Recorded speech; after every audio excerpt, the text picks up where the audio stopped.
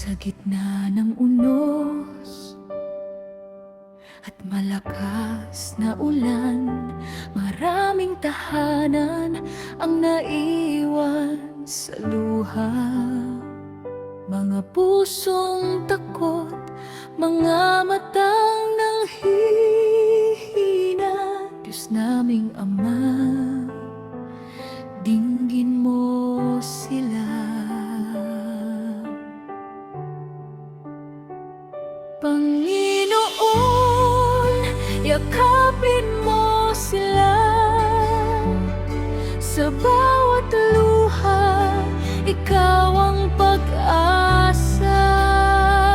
Ingatan mo ang bawat pamilyang nasa lanta.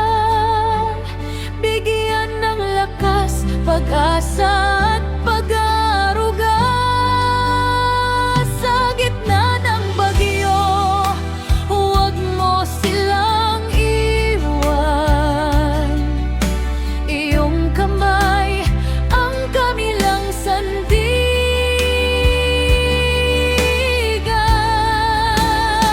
Sa mga nawalan ng tahanan at kabuhayan, naway may tumulong at may kamay na masasandalan.